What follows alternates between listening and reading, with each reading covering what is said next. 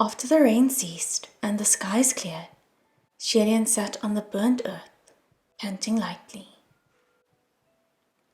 Junwu sheathed his sword and walked over. "Shenle, welcome back to the ranks," he said. He bore a tired expression, traces of blood still on his face, left there by White No Face. Other than that, Junwu was covered in numerous injuries all over, big and small. It wasn't that they were not serious, but White No Face's wounds were more serious. So much so that his body was ripped apart, his form dispersed, leaving behind only that shattered, cry-smiling mask. When he heard him say, "Back to the ranks," Lian was taken aback. He felt his neck, and only then did he notice that the cursed shackle was gone. Junwu smiled. "As expected, I was not mistaken. The time it took for you to return was shorter than I had imagined." Lian slowly processed this information. Then he also flashed a small smile, but his was a bitter one. After catching his breath, he spoke up. "My lord, I want to beg you of something." "Permitted," Junwu said. "Aren't you going to ask what it is?" Lian asked. "Either way, you would be asking for a gift upon return to the heavenly court. So whatever this is might just as well be my gift to you for returning to the ranks." The corners of Lian's lips twitched, and he rose to his feet, looking Junwu squarely in the eyes.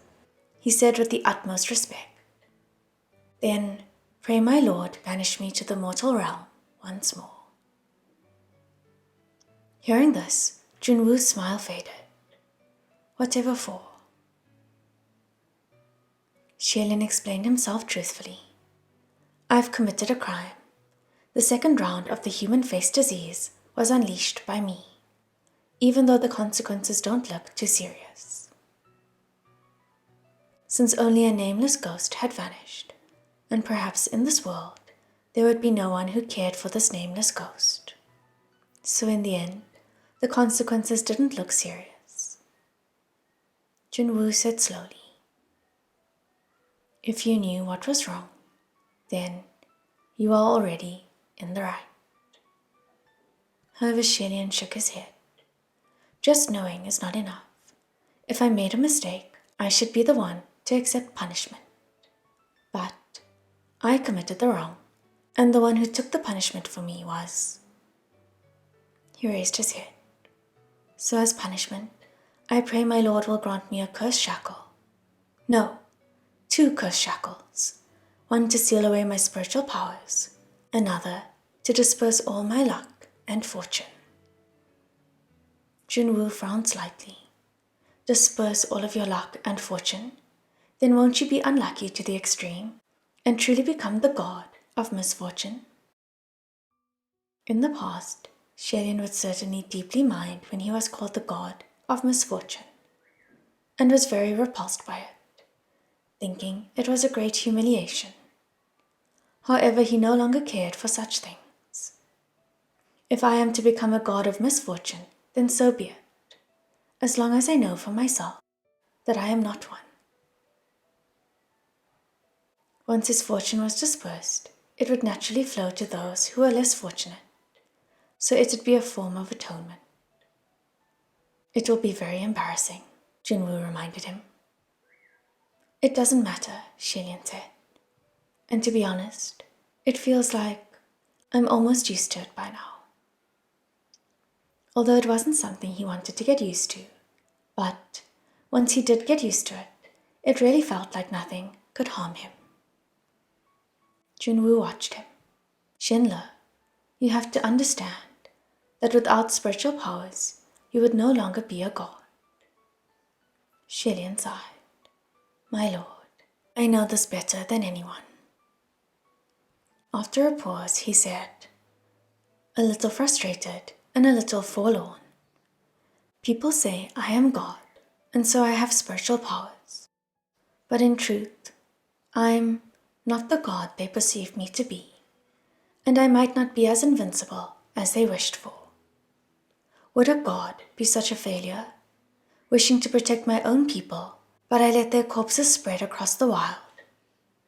Wishing to avenge them, but at the very last minute, I stopped and abandoned the plot. White No Face wasn't wrong about me being a failure. If I'm no longer a god, then so be it. Junwu looked at him intently, and after a long while, he said, Shenle has grown up. This should have been something Shilian heard from his elders. Unfortunately, his father and mother had no more chances to say it. A moment later, Junwu said, Since it's the path you've chosen, then very well. However, I will need a reason to banish you to the mortal realm. He couldn't just so casually banish a heavenly official like a child's game. What did they take the heavens for? With regard to this, Shilian had an idea, and he said, My lord, it doesn't seem like we've ever sparred with everything we've got. Junwu instantly understood what he meant and smiled. Shenle, I'm injured. I'm injured too, Shilian said, so we're even. Junwu nodded. If that's the case, then I will not hold back. Shilian smiled, his eyes brightening with the excitement of the prospect. I won't either.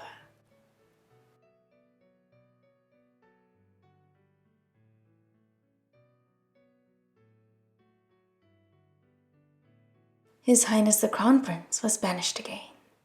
After the smashing and grandiose second heavenly calamity, the Crown Prince of Shenle, fierce and truculent, rampaged back to the heavens, and before even one incense time was up, he was knocked back down once more by the heavenly martial emperor.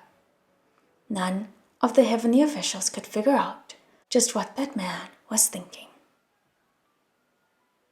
But Shilian couldn't figure out what the heavenly officials were thinking either. Were they really that curious, watching him day after day, disguising themselves as mortals to watch him, or disguising themselves as animals to watch him? It had been days that they had been stalking him. Was watching a grown man carrying bricks and mud really that interesting? Just as he was still wondering, the foreman behind him yelled out, Newbie, you, yes you, I'm talking to you. Get back to work and stop being lazy. Shilian hastily sat up and answered loudly, Oh. Then he picked up a ragged cattail fan and started fanning the flames. Before him, there was a small stove stacked upon several bricks, and upon the stove there was a large pot of rice bubbling as it was being cooked. This was a construction site where he hauled earth and mud. However, the bricks were already done being transported. Not far away were two newly built temples, and his task at the moment was to cook. He cooked, and just as he was working very hard, two carriages came hauling two very big, divine statues. Shilian was absent-mindedly tossing whatever into the pot, while stealing glances in the middle of work. The two divine statues were each carried into their respective temples. Within the hall of the temple on the left, there came cheers. General Xuanzhen is great. General Xuanzhen is generous and kind. Shilian was speechless. To use generous and kind to praise Mu Qing. Were those devotees for real? But they seemed to have very good reasons. After all, everyone knew that Mu Qing ascended because he cleaned up all the remaining stubborn, resentful spirits in the old capital of Shenle. So to understand it as generous and kind wasn't unreasonable. In any case, everyone in the old capital of Shenle were all very grateful for him. Inside the hall of the temple to the right, The cheering refused to be beaten, and they roared. General Zhu is great. General Zhu is brave and mighty. Xilian nodded. To this, he had no objection. Just that praise might not hold true when faced with women. The devotees on both sides were screaming with all their might, doing all they could to win over the other. So much so that Xilian's ears were hurting. He sighed, rubbing his forehead and thinking, why must they be like this? If they hated each other so much, wouldn't the problem be solved by not building temples right next to each other? The answer to that was, of course not. Because this area was the most bustling domain with the best feng shui. So the devotees of those two heavenly officials would never abandon such a delectable land just to avoid each other. Of course, they had to do all they could to steal each other's worshippers and disgust one another. It didn't take long before the devotees from both sides went from yelling to fighting. Over on the side, Xilian felt the timing was about right and started banging the pots, calling out loudly, "Everyone, stop fighting. Come eat." They were at the height of their brawl. Who had the time to mind him? Xilian shook his head and opened the pot cover, and the fragrance wafted for 10 miles. Now he'd done it. The mob instantly stopped, and they all started howling. What the fuck? What is that smell? Who's cooking shit? And it's shit that smells like pot bottoms. Xilian argued back. What? This is the hidden, treasured royal recipe. The foreman came around with his hand covering his nose, his face turning green, and he exclaimed, jumping to his feet. Bullshit! What hidden treasured recipe? What royalty? You? Get the hell out of here. Don't disgust people. Xilian compromised. All right, fine, I'll go. But will you please give me my pay first? The foreman exclaimed angrily. You even dare mention pay? Why don't you tell me, huh? You. Ever since you came, how much have I lost in damages, huh? When it rains, lightning strikes, and comes only for you. Houses caught on fire 3 times, and collapsed 3 times too. You're like a god of misfortune, and you dare ask me for pay? Get out of here. Come back again, and I'll beat you up. Well, you can't say it like that, Xilian said. You already said all those things were coming especially for me, but nothing happens to anyone else every time. So I say, you just want to escape your bill?